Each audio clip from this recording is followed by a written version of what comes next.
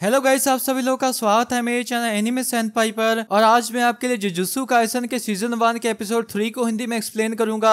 तो चलिए इस एपिसोड के एक्सप्लेनेशन को शुरू करते हैं। तो एपिसोड के स्टार्टिंग में हम लोग उसी लड़की को टोक्यो में देखते हैं और वो कहती है, साओरी मैं यहाँ आ ही गई, मैं टोक्यो में आ गई हूँ। और इधर यूजी पूछता है, फर्स्ट ईयर में सिर्फ 3 ही क्यों है? तो मेगुमी कहता है, जरा एक बार सोचो, क्या तुम कभी किसी ऐसे इंसान से मिले हो जो कि कर्सिस को देख सकता हो? तो यूजी कहता है, नहीं कभी नहीं। फिर मेगुमी कहता है, इससे पता चलता है कि हम जुजुत्सु सॉर्सरर्स कितने कम हैं। तभी गोजो वहां पर आकर कहता है, तुम लोगों को इंतजार करवाने के लिए माफ करना, और लगता है तुम्हारी यूनिफॉर्म टाइम पर बन ही गई। तो यूजी कहता है, हाँ, और ये बिल्कुल फिट है, पर मेरे वाली फुशिगिरो से जरा सी अलग है क्योंकि उसके ऊपर ये कॉलर है। तो गोजो कहता है, ऐसा इसलिए है क्योंकि यूनिफॉर्म्स रिक्वेस्ट के अनुसार कस्टमाइज की जा सकती हैं, और मैंने ही ये कस्टम ऑर्डर की रिक्वेस्ट डाली थी। तो यूजी कहता है, चलो जो भी हो। और मेगुमी कहता है, जरा ध्यान से, इनकी ऐसी चीजें करने की आदत है। फिर वो गोजो से पूछता है, और वैसे हम लोग हाराजुकु में ही क्यों मिल रहे हैं? तो गोजो कहता है, क्योंकि उसने कहा था। और तभी यूजी कहता है, मुझे पॉपकॉर्न चाहिए। और इधर एक आदमी एक लड़की को मॉडल बनने के लिए मना रहा होता है, लेकिन वो लड़की उसे भाव नहीं देती। तभी वो दूसरी लड़की वहां पर आकर कहती है, हे मेरे बारे में क्या ख्याल है? और उसे देखकर वो भी घबरा सा जाता है। और वो लड़की कहती है, मैं उस मॉडलिंग जॉब के बारे में पूछ रही हूँ, बताओ मेरे बारे में क्या ख्याल है? तो वो आदमी कहता है, असल में मैं जरा सी जल्दी में हूँ। तभी वो लड़की उसे पकड़कर कहती है, भागो मत, जल्दी से बताओ।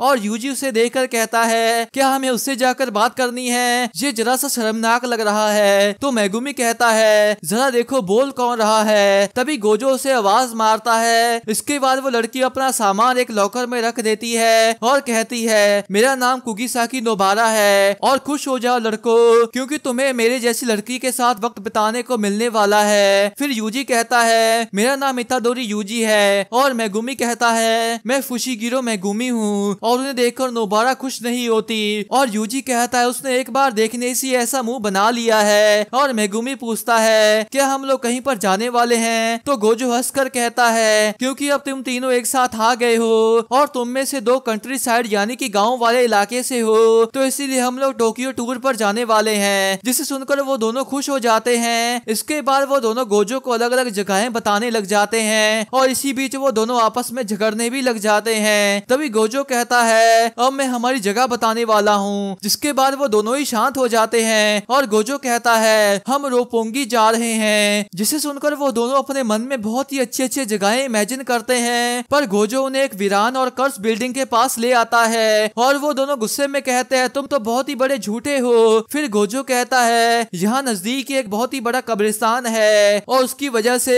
इस वीरान बिल्डिंग में भी कर्स आ गया है। फिर यूजी पूछता है, क्या वो ज्यादातर कब्रों के पास ही निकलते हैं? तो मेगुमी कहता है, कब्रिस्तान असल में कारण नहीं है, असल में कारण लोगों का डर है, जो कि कब्रों और कब्रिस्तान के साथ जुड़ा हुआ होता है। तो यूजी कहता है, अरे हाँ, ऐसा स्कूल के साथ भी था ना।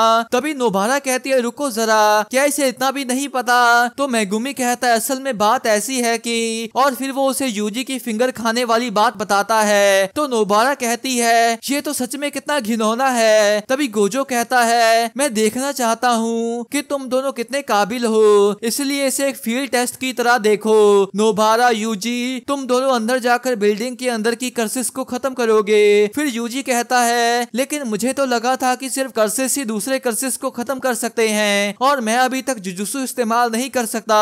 तो गोजो कहता है, तुम पहले से ही आधे कर्स हो, और तुम्हारी बॉडी में कर्स एनर्जी दौड़ रही है, लेकिन उस कर्स एनर्जी को कंट्रोल करना कोई ऐसी चीज नहीं है कि तुम उसे रातों रात ही सीख जाओगे। तो इसीलिए इसका इस्तेमाल करो। ये स्लॉटर डीमन नाम का एक कर्स टूल है, और इस हथियार के अंदर कर्स एनर्जी है, और ये कर्सेस पर भी काम करता है। तभी नोबारा घटिया कहकर अंदर जाने लगती है, और यूजी भी साथ ही में जाता है। और तभी गोजो कहता है, और एक और चीज, सुकोना को बाहर मत आने देना।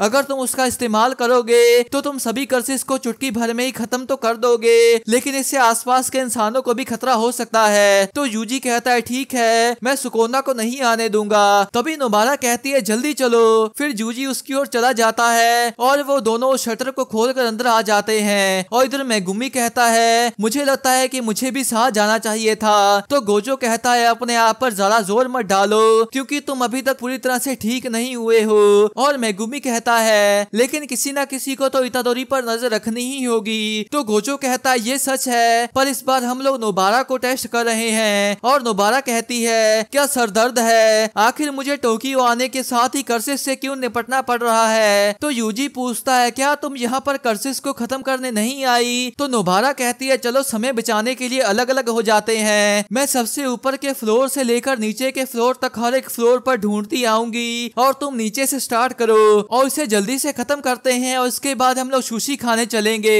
तो यूजी कहता है रुको एक मिनट, हमें इसे जरा सा सीरियसली लेना चाहिए क्योंकि कर्सिस खतरनाक होती हैं। और ये सुनकर नोबारा चिढ़ जाती है और भाग कर आकर उसे एक लात मारती है और कहती है मैं ये बात तुम्हारे जैसे नौसिखिए के मुंह से नहीं सुनना चाहती और अब जल्दी से काम पर लगो। जिसके बाद वो ऊपर की ओर चली जाती है और यूजी कहता है आखिर तुम सुबह से ही ऐसी अकड़ क्यों रही हो, और सच में ये लड़की तो एक सरदर्द है। पर तभी यूजी के पीछे कर्स आ जाती है और वो उसके ऊपर अटैक करने लगती है, लेकिन यूजी उसके हाथ को काट देता है। फिर वो कर्स भी नीचे आ जाती है और उसकी ओर मुड़ती है। फिर यूजी भी तैयार हो जाता है और वो कर्स भी उसके ऊपर अटैक करने आती है, लेकिन यूजी उससे बचकर उसके पेट में वो ब्लेड मारते हुए आगे जाता है और फिर उसके पास जाकर उसके दो पैरों को काट देता है, जिससे वो कर्स नीचे गिर जाती है और फिर वो घूमकर उसके सर में वो ब्लेड घुसा देता है, जिससे वो कर्स वहीं पर मर जाती है। इधर गोजो कहता है उस यूजी के दिमाग के कुछ स्क्रूज ढीले हैं, ये चीजें उसके पीछे आती हैं और वो बहुत ही अजीब दिखने वाले मॉन्स्टर्स का रूप ले लेती हैं, लेकिन वो उन्हें मारने में जरा सा भी नहीं हिचकिचाता। और ऐसा भी नहीं है कि वो कर्सिस को तुम्हारी तरह बहुत समय से देखता आ रहा है। ये लड़का कुछ हफ्तों पहले तक बस एक नॉर्मल हाई स्कूल लाइफ ही जी रहा था। बहुत से जुजुत्सु सॉर्सरर्स यहाँ तक के ताकतवर भी फ्रस्ट्रेशन में हार मान लेते हैं क्योंकि लोग अपने डर को नहीं जीत पाते, और तुमने ये पहले भी देखा है ना। तो इसलिए आज मैं देखना चाहता हूँ कि वो कितनी क्रेजी जानी की पागल हो सकती है। फिर नोबारा कहती है ओए कर्स, मेरा मतलब बीच वाले मैनिक्विन, तुम वहीं पर छुपे हो ना। इसके बाद वो कुछ कीले और एक हथौड़ा निकाल कर कहती है अगर तुम अभी बाहर नहीं आए तो मैं तुम्हें भी खत्म कर दूंगी। और इधर मेगुमी कहता है पर कुगिसाकी एक्सपीरियंस्ड है और क्या इसके लिए जरा सी देर नहीं हो गई है। तो गोजो कहता है कर्सिस इंसानों के दिमाग से पैदा होती हैं, उनका नंबर और उनकी ताकत ज्यादा पॉपुलेशन वाली जगह में बढ़ती है। इधर नोबारा उन कीलों में अपनी कर्स एनर्जी भरती है और अपने हैमर से उस मैनिक्विन के सर में घुसा देती है और वो मैनिक्विन गिरता गिरता रास्ते में ही रुक जाता है। और गोजो कहता है क्या तुम्हें लगता है कि नोबारा ये बात समझ पाएगी कि गांव के मुकाबले टोक्यो की कर्सिस बिल्कुल ही अलग लेवल पर हैं। जिसके बाद वो कर्स वहीं पर खड़ी हो जाती है और ऊपर उठने की कोशिश करती है, पर तभी नोबारा एक चुटकी बजाती है जिससे वो कीले उसके सर के अंदर घुसने लग जाती हैं और नोबारा की कर्स एनर्जी की वजह से उसका सर फट जाता है, जिससे वो खुश हो जाती है। पर तभी उसे एक आवाज आती है और फिर उसके सामने एक प्लैंक नीचे गिर जाता है और हम देखते हैं कि वहाँ पर असल में एक बच्चा होता है। फिर नोबारा उसके पास जाती है और कहती है हे सब ठीक है, अब बाहर आ जाओ। तो वो अपना सर हिला देता है जिसे देखकर नोबारा को एक शौक लगता है। फिर वो दूसरी ओर मुड़कर कहती है शायद ये सच है कि बच्चे खूबसूरत औरतों की बात भी नहीं मानते और शायद मुझे इतादोरी को बुलाना चाहिए। तभी वो लड़का कहता है रुको प्लीज, मुझे यहाँ पर अकेला मत छोड़ो।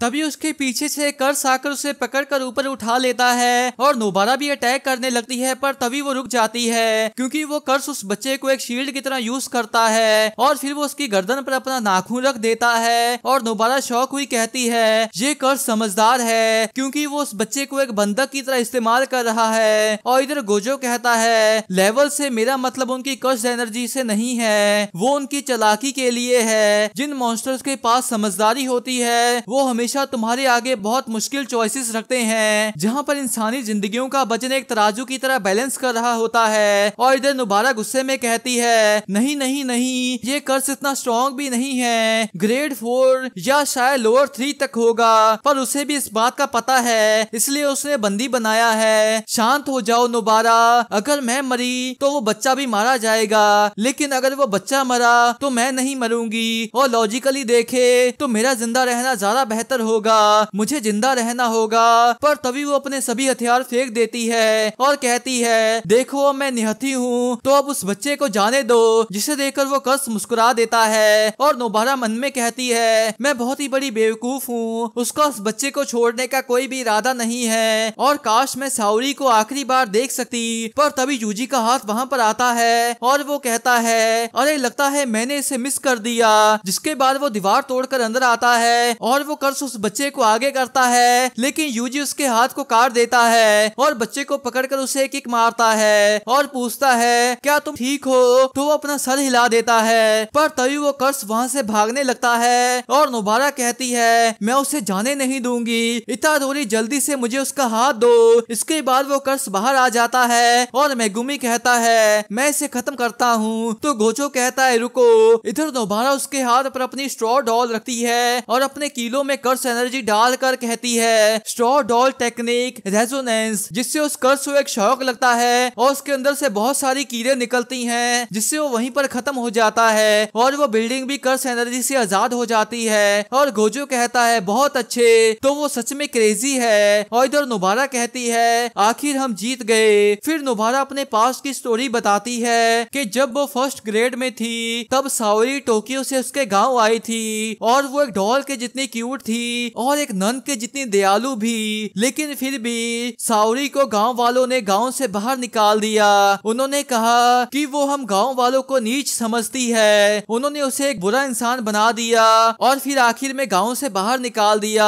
और इस चीज को घिनौना कहना भी काफी नहीं होगा, उसने मुझे बहुत सारी नई नई होममेड स्वीट्स भी खिलाई थी जो कि मैंने आज से पहले कभी नहीं खाई थी। और उसने मुझे मुस्कुराते हुए कहा था कि जो बेकरी से मिलती हैं वो इससे भी ज्यादा अच्छी होती हैं, और अगर मैं भी उस विलेज में रहती तो फिर प्रेजेंट टाइम में जूजी कहता है इसलिए मैंने कहा था कि अकेले जाना खतरनाक हो सकता है और तुम्हें इसे सीरियसली लेना चाहिए। तो नोबारा कहती है तुमने ये कभी नहीं कहा था कि अकेले जाना खतरनाक हो सकता है, और वैसे भी तुम ऐसा क्या खाते हो जो कि तुमने सिर्फ अकेले हाथों से उस दीवार को तोड़ दिया। तो यूजी कहता है वो स्टील की दीवार नहीं थी, और नोबारा कहती है फिर भी ज्यादातर लोगों के लिए ये नामुमकिन है। तो यूजी पूछता है क्या कहा बहुत से लोगों के लिए, और वैसे सोचा जाए तो तुम मुझसे बहुत से सवाल पूछती जा रही हो, पर तुम्हारे बारे में क्या, तुम आखिर जुजुत्सु टेक में क्यों आई हो। तो नोबारा कहती है क्योंकि मुझे गांव से नफरत है और मैं टोक्यो में रहना चाहती हूँ, जिसे सुनकर यूजी को एक शौक लगता है। फिर नोबारा कहती है मेरे लिए बिना पैसों की चिंता किए शहर में रहने का बस यही एक लौता रास्ता था। तो यूजी पूछता है और क्या इसके लिए तुम अपनी जान भी खतरे में डालोगी। तो नोबारा कहती है बिल्कुल, आखिर मैं ऐसी ही हूँ, और अगर मैं उस गाँव में रहती तो वो मेरे लिए मरने के जैसा होता।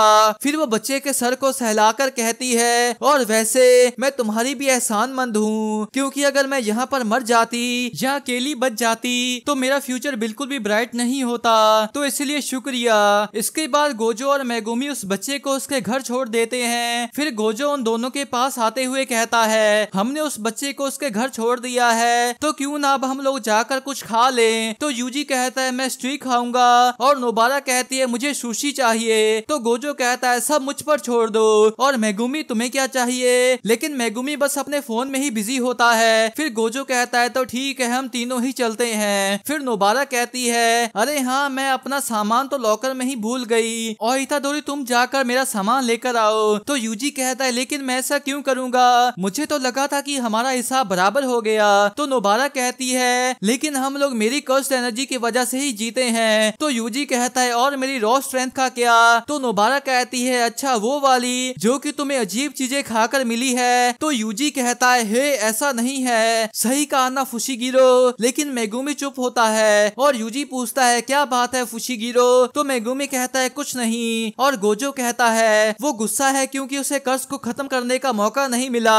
तभी नोबारा कहती है अरे तुम तो सच में एक बच्चे के जैसे हो, जिसे सुनकर यूजी भी हंसने लग जाता है। इसके बाद एक आदमी कहता है ये जुलाई 2018 का रिकॉर्ड है। वेस्ट टोक्यो सिटी के इशू जुवेनाइल डिटेंशन सेंटर के एक्सरसाइज यार्ड के बिल्कुल ऊपर आसमान में एक अननेम्ड यानी के एक बेनाम स्पेशल ग्रेड का एक भूत मिला, और इस कर्स टैग को बहुत से नॉन जुजुत्सु सॉर्सरर्स यानी के आम इंसानों ने भी देखा।